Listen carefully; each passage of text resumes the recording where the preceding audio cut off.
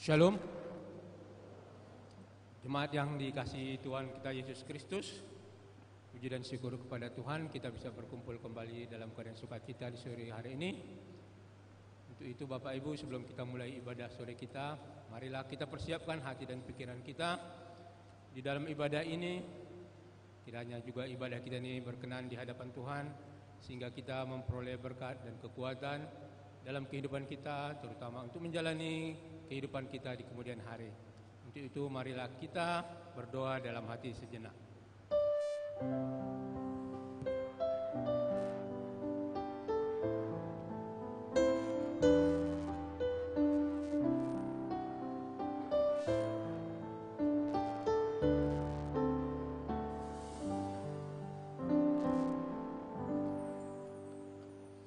Amin. Kita mulai ibadah kita bernyanyi.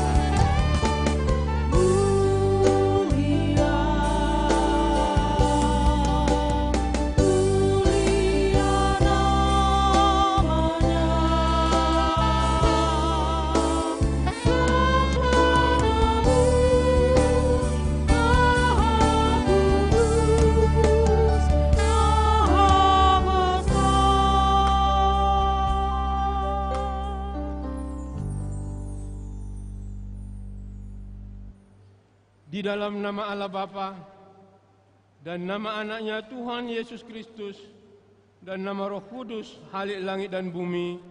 Amin. Sebab memang sesuai dengan keadaan Allah yang baginya dan olehnya segala sesuatu dijadikan, yaitu Allah yang membawa banyak orang kepada kemuliaan, juga menyempurnakan Yesus yang memimpin mereka pada keselamatan dengan penderitaan. Haleluya.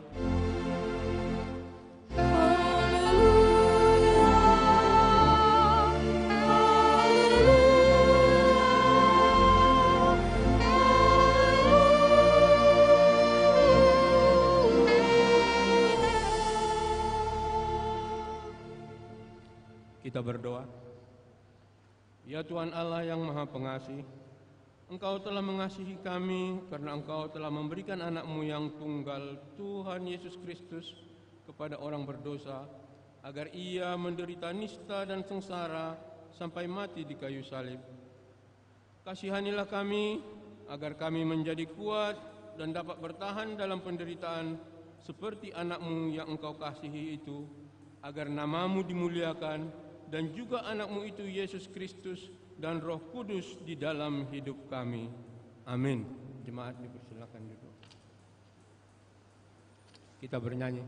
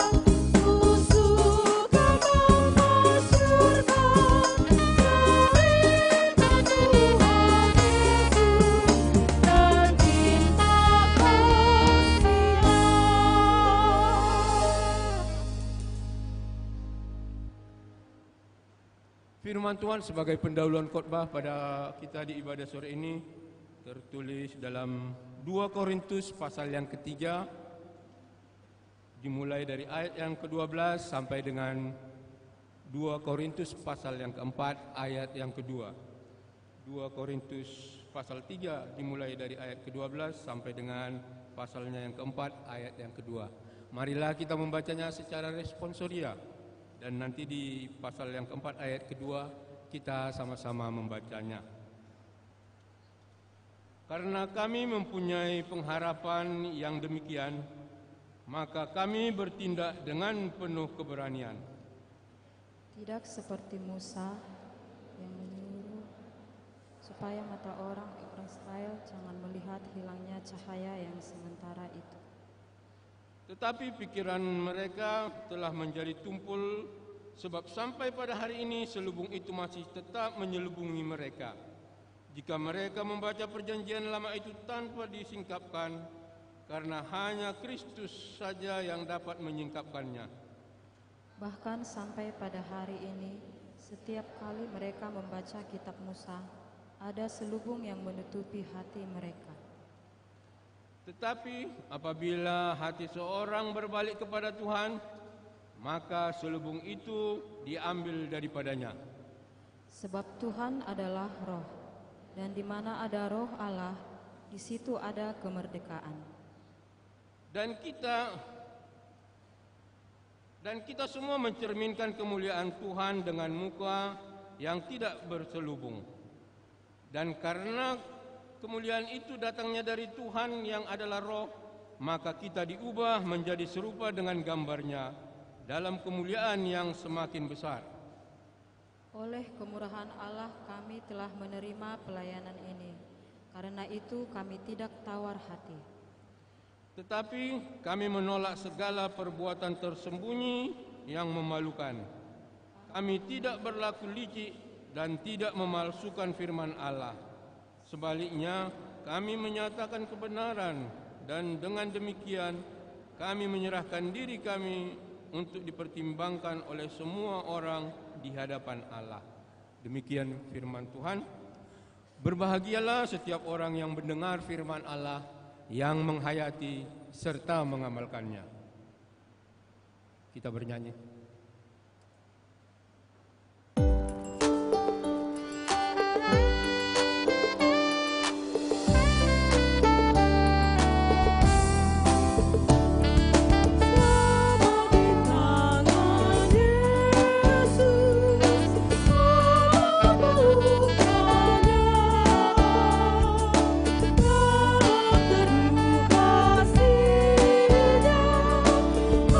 Aku bahagia.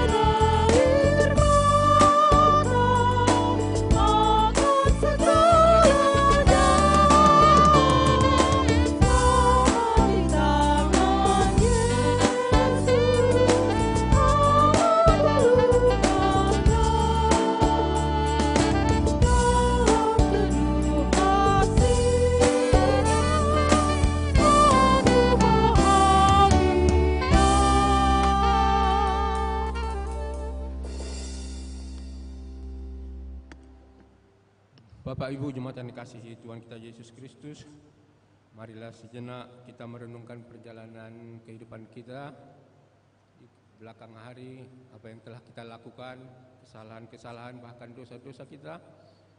Untuk itu dengan kerendahan hati, marilah kita menyesalinya dan datang ke hadapan Tuhan kita, memohon ampun untuk kesalahan dan dosa-dosa yang telah kita perbuat, baik melalui perkataan, perbuatan, bahkan melalui pikiran kita.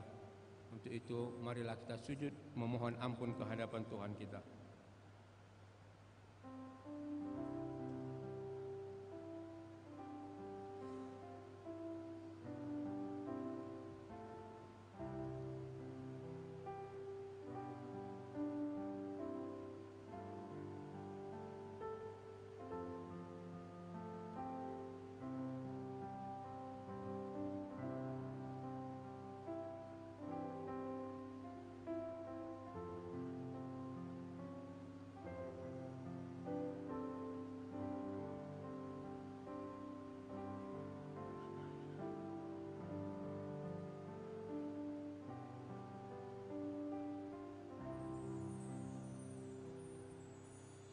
Kita berdoa.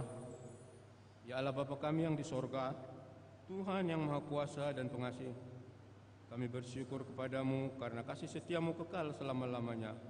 Ampunilah segala dosa kami dan lupakanlah segala perbuatan kami yang jahat di hadapanmu. Karena tabiat kemanusiaan kami tak luput dari perbuatan jahat, sehingga kami sering melanggar hukum-Mu. Kasihanilah kami dan lupakanlah segala dosa dan kejahatan kami, supaya kami beroleh kehidupan yang bahagia di dalam kasih Yesus Kristus Tuhan kami. Amin. Janji Tuhan tentang pengampunan dosa.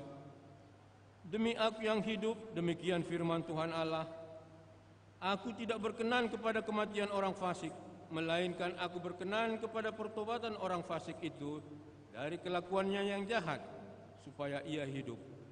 Maka dengan kemurahanku, aku telah mengampuni segala dosamu dan melupakan segala kejahatanmu. Segala kemuliaan bagi Allah di tempat yang maha tinggi. Jemaat dipersilakan dulu. Kita bernyanyi.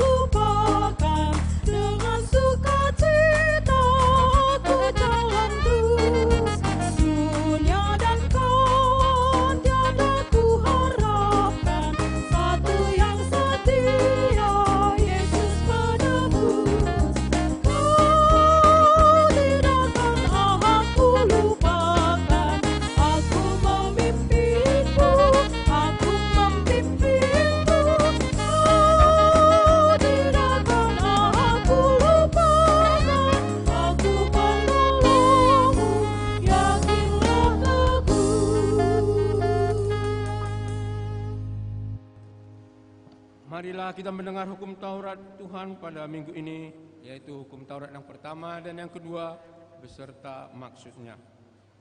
Hukum Taurat yang pertama, akulah Tuhan Allahmu, jangan ada padamu Allah lain di hadapanku. Maksudnya adalah kita harus lebih takut, lebih kasih, dan lebih yakin dan percaya terhadap Allah daripada terhadap segala-galanya. Hukum Taurat yang kedua, jangan perbuat bagimu patung yang menyerupai apapun yang ada di langit, atau yang ada di bumi, atau yang ada di dalam air di bawah bumi, untuk disembah dan dituruti. Maksudnya adalah kita harus takut serta kasih kepada Allah. Sebab itu, jangan bersembah sujud kepada Allah lain atau meminta kehidupan daripadanya, dan jangan memanggil roh-roh atau berkeyakinan kepada tenungan-tenungan dukun, dan jangan yakin kepada benda-benda bernama atau yang sakti. Untuk itu, marilah kita sama-sama memohon kekuatan kepada Tuhan Allah kita.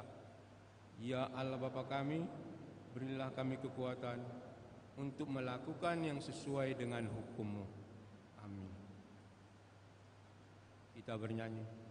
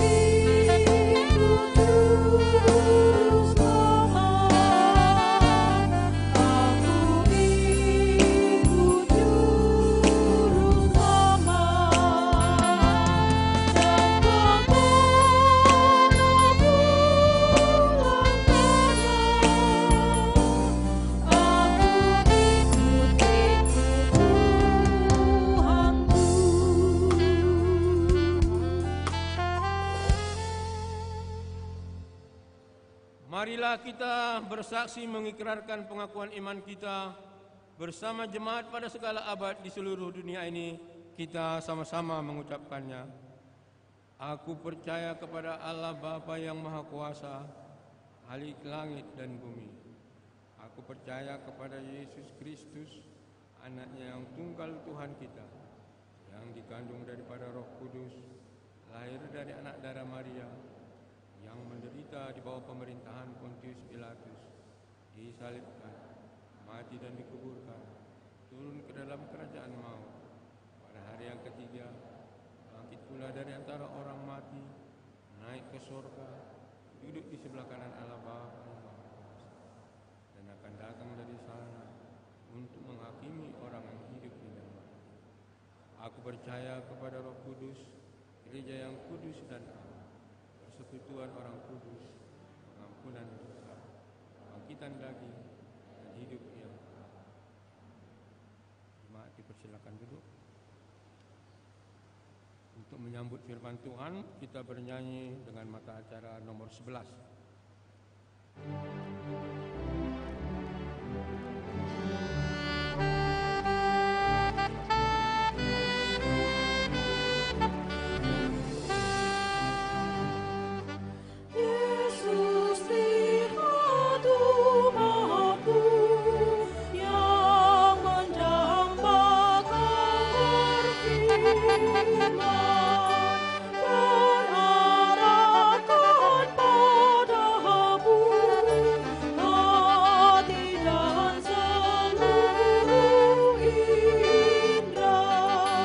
Here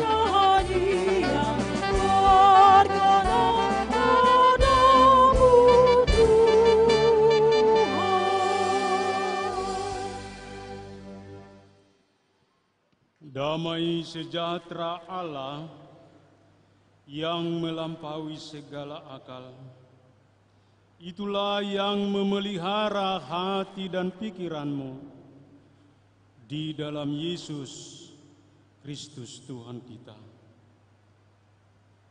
Amin. Shalom.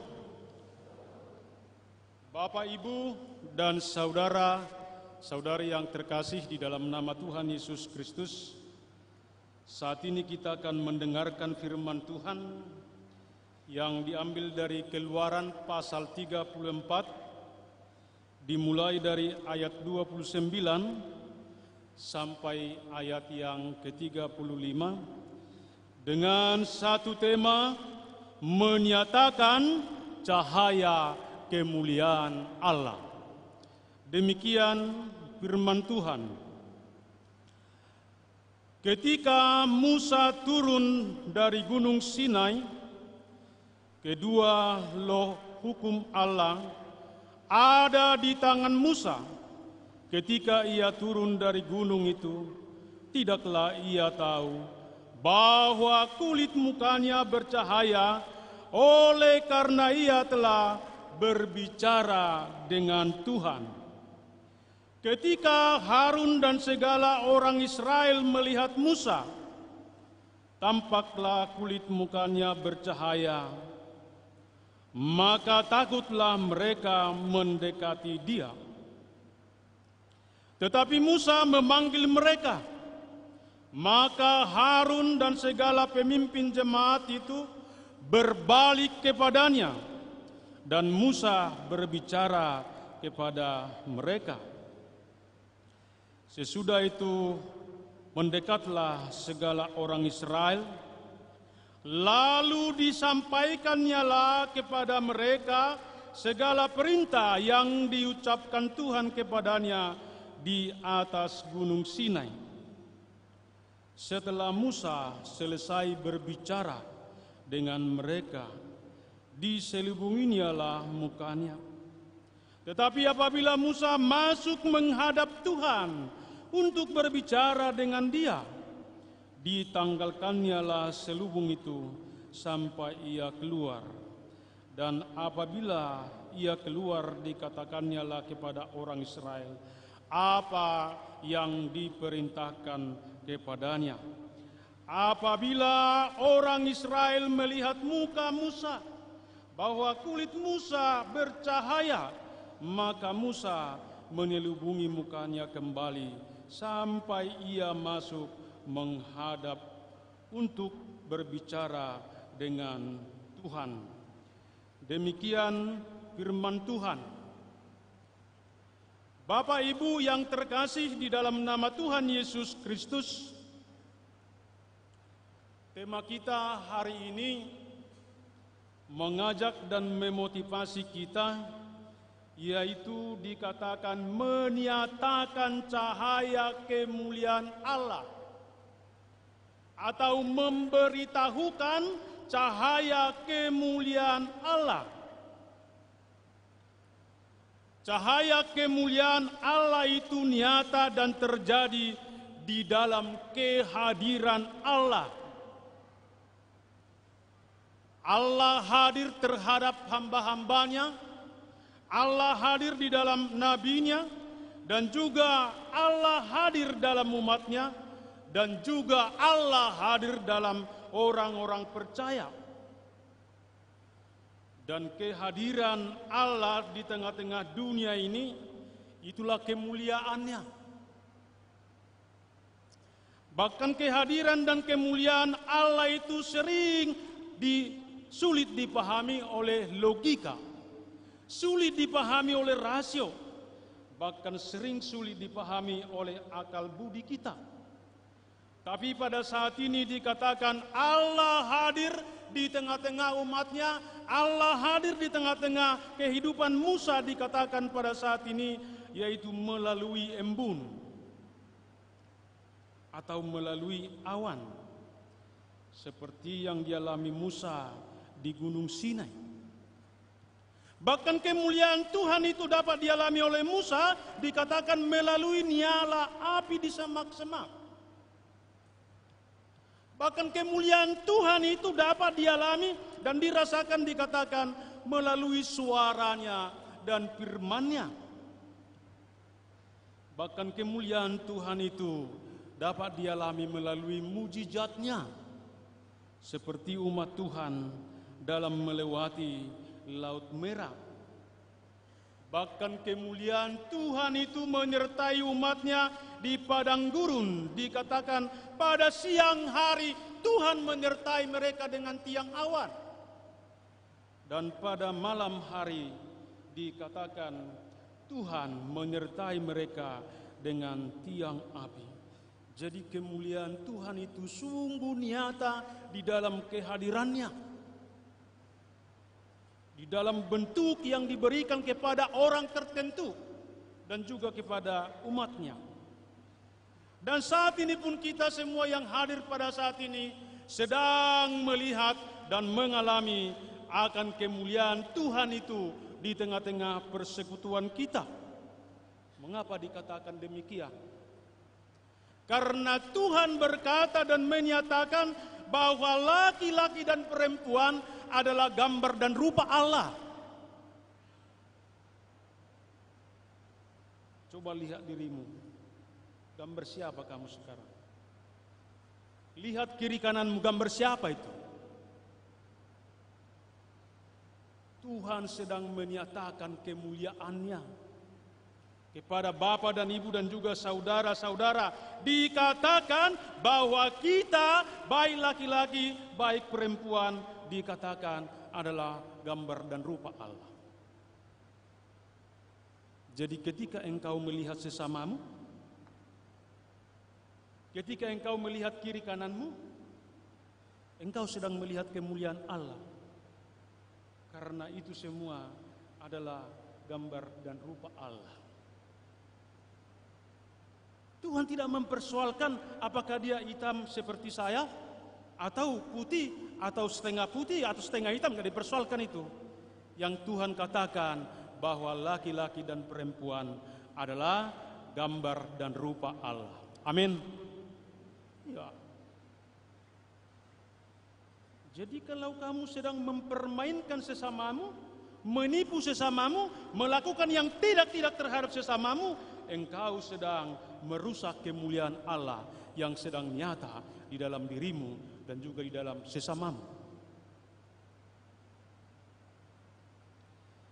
Dan kemudian dikatakan secara khusus kemuliaan Allah yang telah sempurna telah dinyatakan di dunia ini secara khusus di dalam kehidupan orang-orang percaya, yaitu di dalam Yesus Kristus Tuhan yang menyatakan keselamatan dan kehidupan atas dunia secara khusus bagi orang-orang percaya. Jadi setiap kehadiran Allah pasti mendatangkan dan melahirkan perubahan yang radikal dan menjadi berkat yang luar biasa di dalam kehidupan orang-orang percaya. Tetapi yang menjadi pertanyaan pada saat ini, mengapa Musa dapat melihat, mengapa Musa dapat mengalami, mengapa Musa dapat memberitakan kemuliaan Tuhan itu? Ini kayaknya ada pendiskriminasian di sini. Karena hanya Musa dikatakan kan, Musa melihat, Musa mengalami, bahkan Musa dapat menyatakan kemuliaan Allah itu. Kira-kira apa bedanya Musa dengan kita? Sama-sama gambar dan rupa Allah, sama-sama yang diciptakan Tuhan. Tapi mengapa dikatakan pada saat ini bahwa Musa dapat melihat dan mengalami dan memberitahukan kemuliaan Tuhan itu?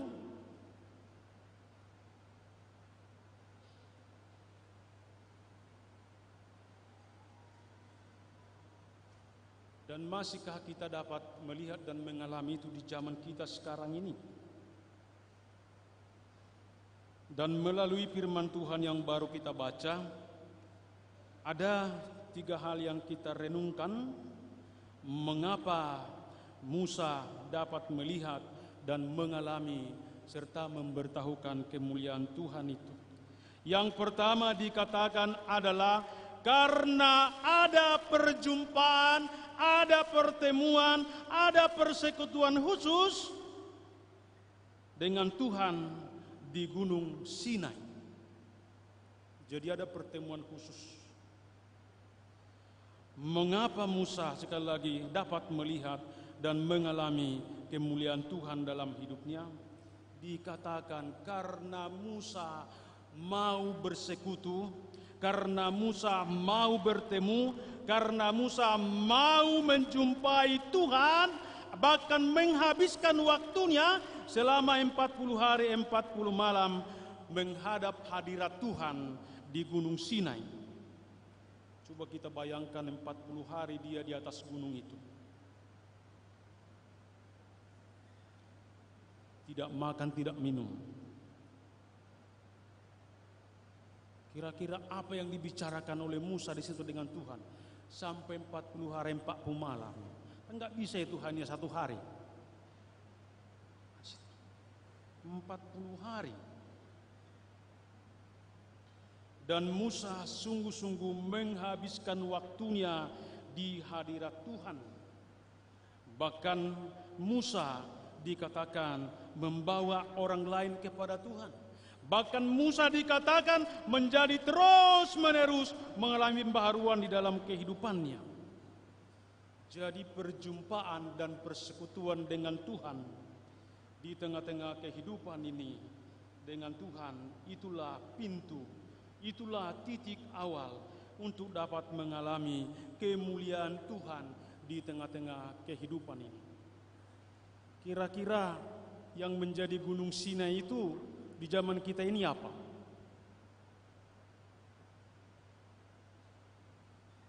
Karena banyak orang sekarang berlomba-lomba pergi ke Israel supaya dapat katanya berdoa di Gunung Sinai. Iya. Maka kita harus ke sana rame-rame. Tidak. Yang menjadi Gunung Sinai tempat khusus untuk menyembah Tuhan, memuji Tuhan, mengagungkan Tuhan adalah gereja ini. Gereja adalah Gunung Sinai, tempat yang khusus yang kita pakai untuk memuji Tuhan, menyembah Tuhan, berjumpa dengan Tuhan. Maka di situ sebenarnya kita harus mengalami kemuliaan Tuhan. Dan kemudian dikatakan bahwa Gunung Sinai ini di dalam zaman kita sekarang ini dikatakan oleh Bapak dan Ibu yang terkasih, kalau kita membaca dalam 1 Korintus 3 ayat 16 dikatakan, tidak tahukah kamu bahwa kamu adalah bait Allah dan bahwa Roh Allah diam di dalam kamu. Hebat ya, tubuhmu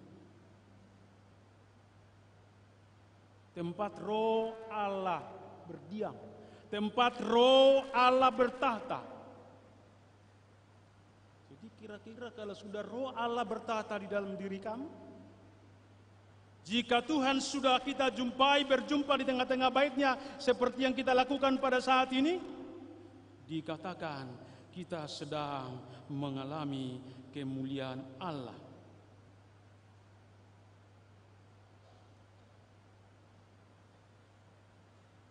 Saya membaca kesaksian tokoh reformator dan orang yang melakukan aksi yang paling luar biasa. Dikatakan Martin Luther itu dalam melakukan reformasi itu, dia harus berlutut di hadapan Tuhan secara khusus 3 jam 1 hari.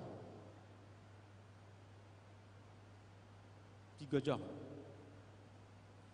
Maka dia dapat melihat kemuliaan Tuhan dalam melakukan reformasi itu. Tapi yang kedua yang paling luar biasa lagi, yaitu Bunda Teresia yang melakukan aksi sosial yang begitu populer di tengah-tengah dunia ini.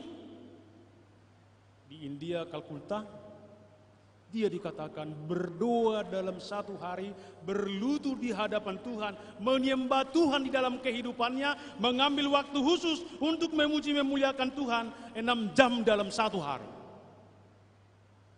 2 jam di pagi hari, 2 jam di siang hari, 2 jam di malam hari, sehingga dia dapat melakukan aksi sosial yang sungguh luar biasa tentang kemanusiaan yang menjadi hal peringatan kepada dunia.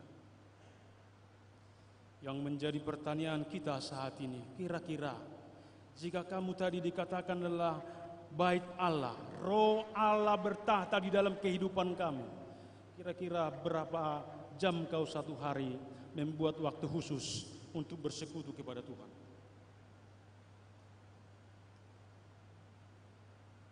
Jangan dihitung doa makan dan doa tidur. Ini doa khusus, perjumpaan dengan Tuhan.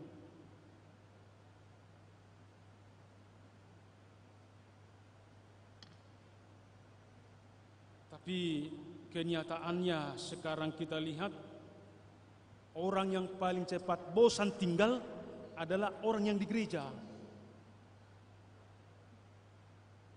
Ya, kalau tidak mengena sedikit pun di hatinya yang rangkaian semua ibadah itu atau khotbahnya itu bisa keluar, merokok di sana. Musa 40 hari loh, bayangkan. Sehingga dia dapat mengalami kemuliaan Tuhan itu, mengalami kuasa Tuhan itu di dalam kehidupannya. Dan yang kedua dikatakan pada saat ini, Bapak dan Ibu yang terkasih, karena Musa telah menerima dan memegang firman Tuhan di tangannya. Menerima dan memegang. Inilah hal yang kedua, mengapa Musa mengalami kuasa dan kemuliaan Tuhan di dalam kehidupannya. Karena Musa menerima firman Tuhan dan memegang firman Tuhan di tangannya, yaitu kedua loh batu itu. Firman Tuhan adalah kuasanya. Firman Tuhan adalah keselamatan. Firman Tuhan adalah kemuliaan. Firman Tuhan adalah kehidupan. Bahkan firman Tuhanlah yang menjadikan segala sesuatu yang ada di langit, di bumi, laut, dan segala isinya. Ingat sekali lagi, firman Tuhan adalah kuasa Tuhan di dalam Yesus Kristus Tuhan.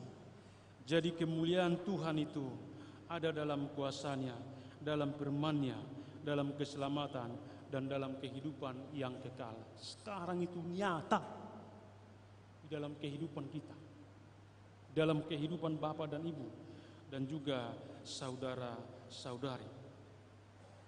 Kemudian apa yang menjadi ciri-ciri dan tanda kehidupan orang yang telah mengalami kemuliaan Allah? Coba kita uji sekarang. Ada enggak sama kita kemuliaan Allah itu?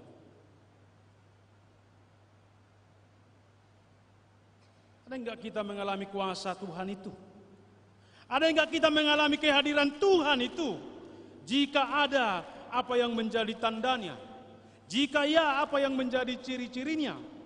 Dalam hal ini dikatakan yang pertama adalah mengalami perubahan di dalam wajah.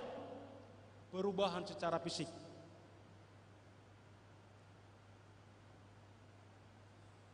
Coba lihat pada saat ini, ketika engkau memuji memuliakan Tuhan, adakah perubahan yang terjadi dalam kehidupan kamu? Adakah pertobatan yang terjadi dalam kehidupan kamu? Dan dikatakan pada saat ini, buktinya dan cirinya bahwa Musa telah berjumpa dan bersekutu dengan Tuhan. Dikatakan Musa mengalami perubahan. Wajah Musa penuh kemuliaan Tuhan. Dikatakan sampai bersinar seperti terang. Sampai-sampai dikatakan bahwa umat Tuhan dan Harun tidak mampu melihat wajahnya karena wajahnya penuh kemuliaan Tuhan. Kira-kira apa wajah kita harus bercahaya pulang dari sini? seperti lampu ini? Jawabannya tidak. Tapi ketika kemuliaan Tuhan nyata dalam kehidupan kita, pada saat ini Tuhan mau mengajak kita supaya kita bersinar di dalam karakter, bersinar di dalam moral, bersinar dalam spiritual di tengah-tengah kehidupan ini. Perubahan.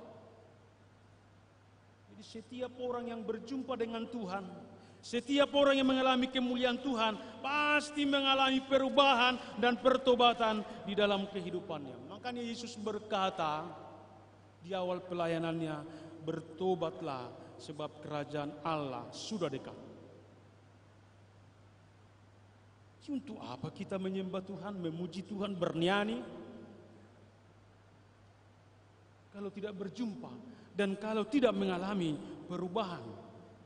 Tapi pada saat ini dikatakan kepada kita bahwa Tuhan menyatakan kemuliaannya, membuat kita semakin semangat, semakin sukacita, semakin tegar di dalam menghadapi segala sesuatu yang terjadi di dalam kehidupan kita ini. Baru ciri dan tanda yang kedua dikatakan memancarkan kemuliaan Tuhan.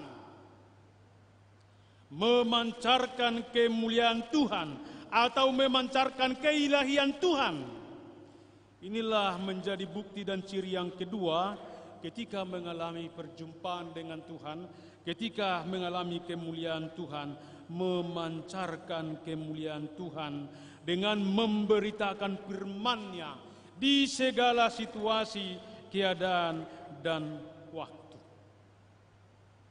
Jadi saat ini kita diajak dan dipanggil, bahkan dimotivasi, katakan pancarkanlah kemuliaan Tuhan itu melalui perkataanmu, melalui perbuatanmu, melalui karaktermu, melalui spiritualmu di dalam Tuhan Yesus Kristus. Dan kemudian dikatakan pancarkanlah kemuliaan Tuhan itu melalui pekerjaanmu, melalui jabatanmu, melalui keluargamu, bahkan melalui milikmu, melalui karaktermu, dan melalui spiritualmu. Sama seperti Musa.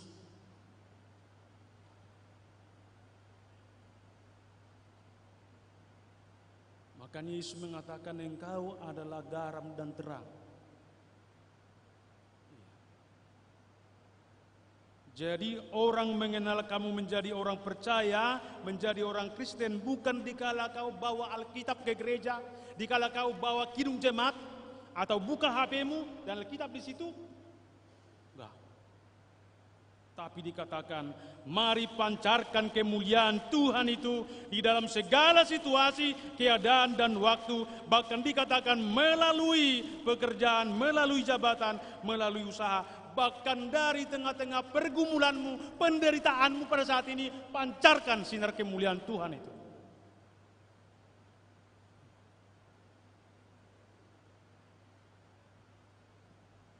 Tuhan tidak mengajak kita memancarkan sinar kemuliaan itu, keelihan Tuhan itu hanya ketika kita sudah mendapat ini, menerima ini, mengalami ini, tidak.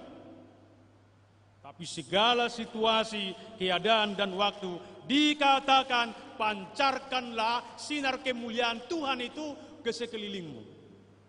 Sama seperti Musa. Begitu dia turun dari Gunung Sinai, dia memberitakan kemuliaan Tuhan itu.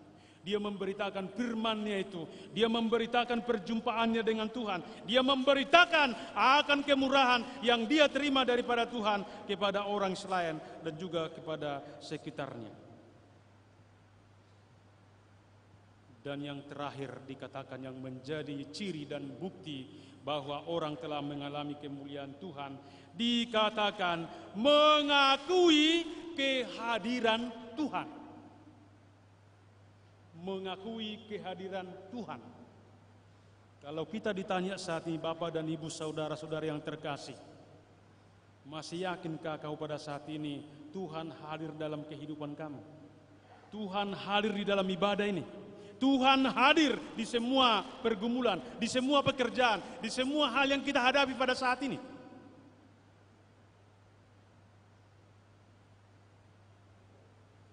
Karena sering kita mengatakan dalam kehidupan kita, aku udah berdoa capek-capek, bahkan berpuasa, aku udah katanya. Tapi enggak kualami ada jawaban daripada Tuhan.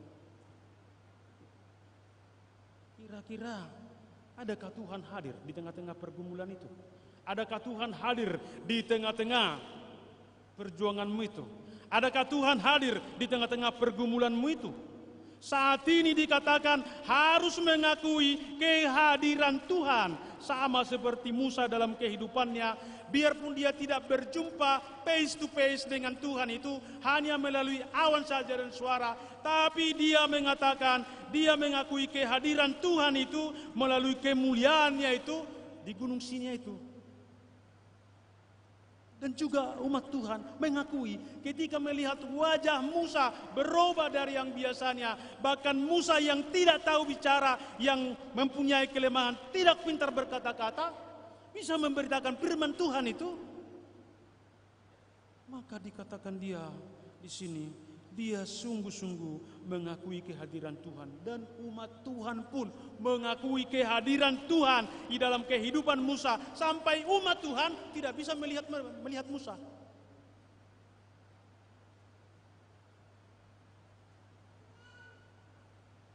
Kehadiran Tuhan bagi Musa dan umatnya dan juga kita pada saat ini adalah kekuatan yang paling luar biasa. Sehingga umat Tuhan dapat bertahan dan hidup di padang gurun sampai 40 tahun. Tidak ada pekerjaan. Tidak bisa bertani. 40 tahun loh. Hanya mengakui kehadiran Tuhan hadir di tengah-tengah pergumulannya. Hadir di tengah-tengah perjalanannya. Hadir di tengah-tengah krisis moneter pada saat itu. Ya sering mereka bersungut-sungut karena enggak ada makanan, bersungut-sungut karena ada minuman. Tapi pada saat ini, tidakkah itu yang menjadi pergumulan kita pada saat ini di tengah-tengah kehidupan kita? Saat ini dikatakan Tuhan hadir di tengah-tengah kehidupan Bapa dan Ibu, dan juga Tuhan hadir di tengah-tengah gerejanya. Pertanyaan sekarang pada saat ini, apa kira-kira pergumulan dan perjalanan hidupmu pada saat ini yang membuat kamu begitu penat, yang membuat kamu pada saat ini mengalami hal yang sungguh membuat kamu mungkin tidak bisa berkata-kata lagi, tidak bisa lagi mengungkapkan apa-apa karena begitu sulitnya atau beratnya persoalan yang kau hadapi pada saat ini. Tapi saat ini dikatakan Tuhan hadir. Tuhan hadir. Dia mau menyatakan kuasanya. Dia mau menyatakan mujizatnya, dia mau menyatakan kasihnya, bahkan dia mau menyatakan kemurahannya. Percayalah, Tuhan hadir di dalam kehidupan kamu. Yakinkan itu. Kalau kau katakan Tuhan tidak hadir, kau bohong. Kamu yang meninggalkan Tuhan itu. Bukan Tuhan, tapi Tuhan senantiasa hadir. Bahkan dikatakan di dalam 1 Yohanes 1 ayat 14 dikatakan firman itu menjadi daging, itulah Yesus. Dia tinggal dan berada di antara kita. Dia kan dekat, hadir bersama dengan kita. Bahkan Yesus berkata, ingatlah, aku akan menyertai engkau mulai hari ini sampai akhir zaman. Jadi Tuhan hadir. Bangunlah persekutuanmu kepada Tuhan. Saya akan mengajak kita dulu merenungkan satu fenomena bagaimana Tuhan itu hadir di tengah-tengah persekutuan orang-orang percaya. Ini fenomena yang kami alami dalam hal melakukan pastoral konseling. Iya. Kami pernah melayani seorang bapak-bapak, dan kami ada sekitar 6 orang yang sudah berdoa, bahkan bernyanyi, memuji Tuhan, sampai angkat tangan, bahkan sampai ada yang menangis loh. berdoa. Bagaimana caranya supaya Bapak ini dapat keluar dari pergumulannya, dapat keluar dari stresnya, dapat keluar dari kuasa-kuasa kegelapan, dapat keluar dari okultisme. Tahu Bapak dan Ibu saudara-saudara, kami berdoa sampai 4 jam, gak terjadi apa-apa loh. Iya. Begitu, 4 jam berdoa, gak terjadi apa-apa. Apapun gak terjadi. Saya waktu itu, jujur saya mengatakan, di mana engkau Tuhan, aku bilang. Lalu dari mentor kami mengatakan seperti ini. Dengan lembut dikatakan, kira-kira siapa di antara kita yang tidak percaya akan kuasa Tuhan, tidak percaya akan kemuliaan Tuhan, akan nyata saat ini.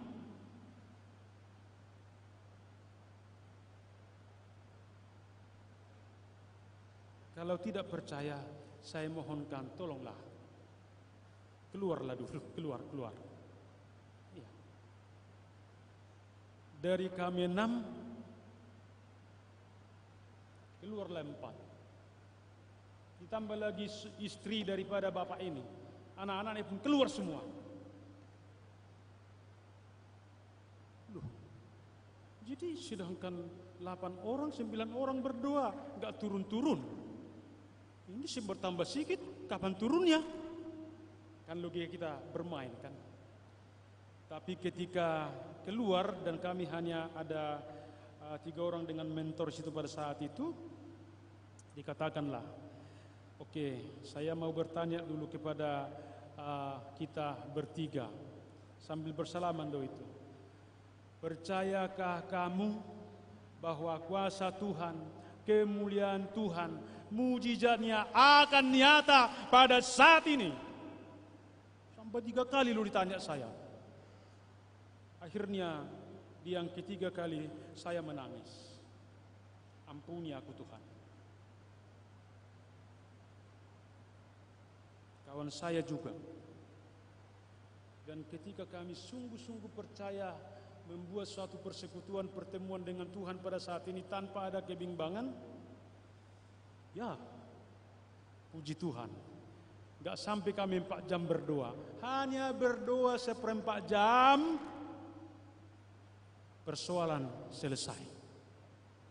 Bapak itu langsung memuntahkan dari mulutnya berbagai macam benda-benda dan juga berbagai macam makhluk-makhluk. Iya. Jadi di dalam makhluk ada makhluk. Nah, itu. Lalu saya ambil kesimpulan dari situ, iya ya, Tuhan itu sungguh-sungguh hadir ketika kita sungguh-sungguh percaya kepada Dia. Dialah Tuhan. Allah itu mau hadir dan nyata di tengah-tengah kehidupan kita jika kita sungguh-sungguh beriman. Makanya sering saya katakan, bertuhanlah biarpun engkau dalam masalah. Bertuhanlah biarpun engkau di dalam kehidupan yang sukses atau makmur. Bertuhanlah di dalam kehidupan kamu biarpun engkau sedang menghadapi tantangan dan pergumulan. Karena Tuhan mau hadir. Karena itu nyatakan kemuliaan Tuhan di dalam kehidupan kamu. Nyatakan kemuliaan Tuhan itu di segenap kehidupan kamu. Tuhan tidak mengajak kita hanya ketika kita sudah mendapatkan ini, sudah tercapai ini, sudah memperoleh ini. Tidak.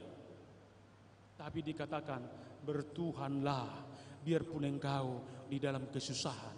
Bertuhanlah biarpun engkau dalam pergumulan. Bahkan saya pernah katakan, bertuhanlah biarpun engkau sedang berkelahi.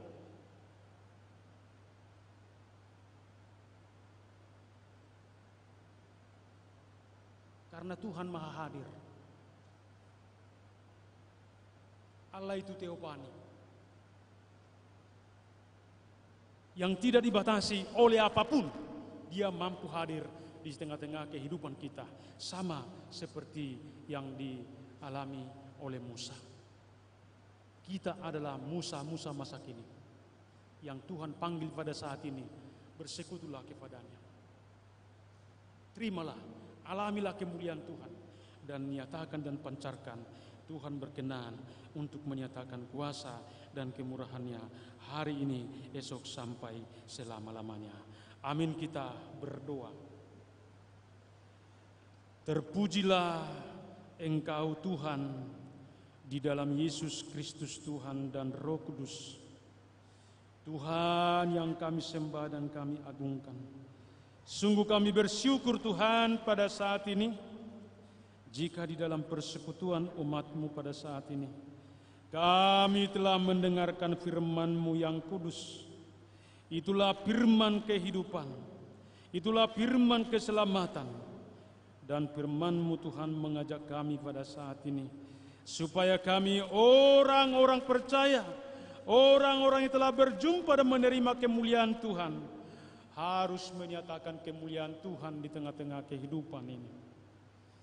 Di dalam suka dan duka, di dalam pergumulan, di dalam kesuksesan, bahkan ketika kami pun Tuhan mengalami sakit pada saat ini, Engkau Tuhan berkata pada saat ini, biarlah kami memancarkan cahaya kemuliaan Allah. Karena Tuhan adalah maha hadir di tengah-tengah kehidupan. Tolonglah Tuhan nyatakan kuasa Roh-Mu, agar kami dapat mengimani dan meyakini firman-Mu. Dan biarlah firman-Mu Tuhan pada saat ini menghidupi kami Tuhan.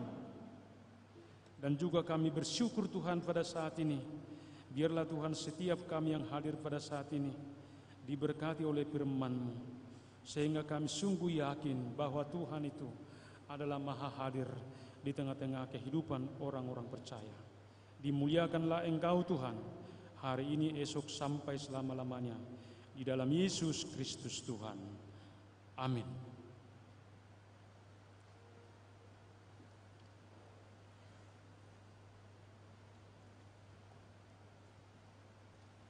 Kita bernyanyi.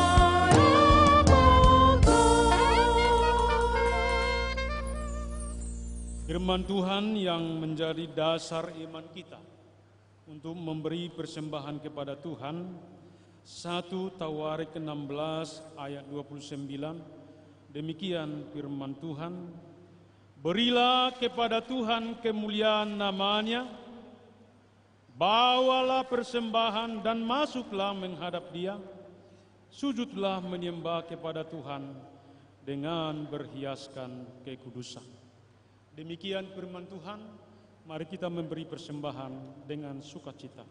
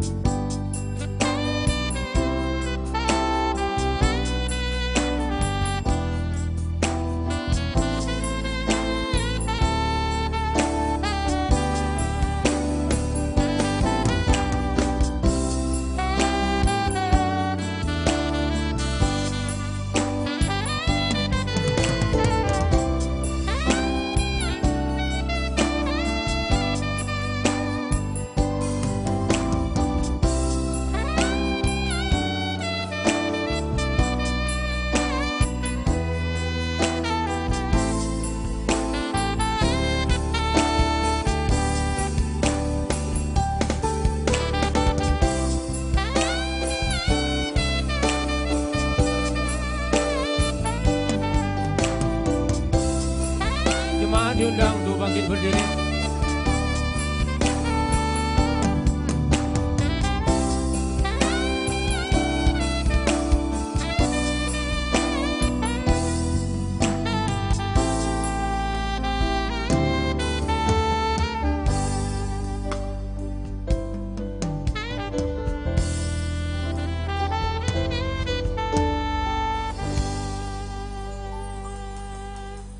Marilah kita berdoa.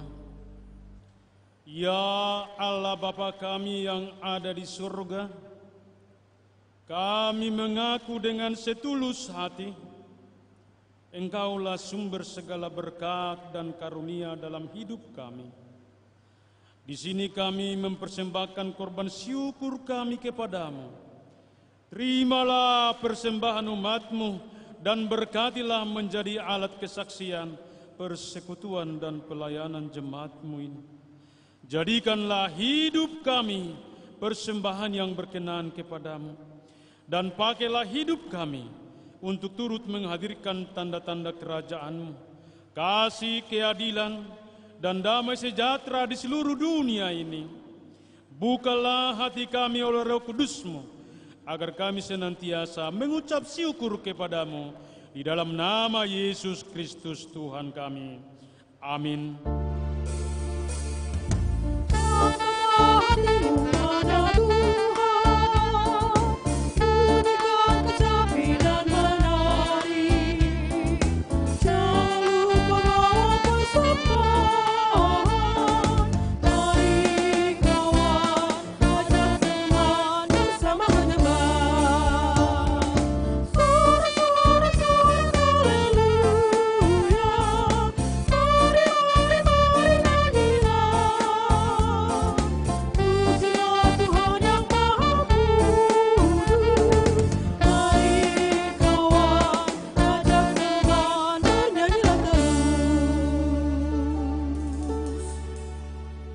Bapa kami yang di surga, dikuduskanlah namamu, datanglah kerajaanmu, jadilah kehendakmu di bumi seperti di surga. Berikanlah kami pada hari ini makanan kami yang secukupnya, dan ampunilah kami akan kesalahan kami, seperti kami juga mengampuni orang yang bersalah kepada kami. Dan janganlah membawa kami ke dalam pencobaan, tetapi lepaskanlah kami dari yang jahat.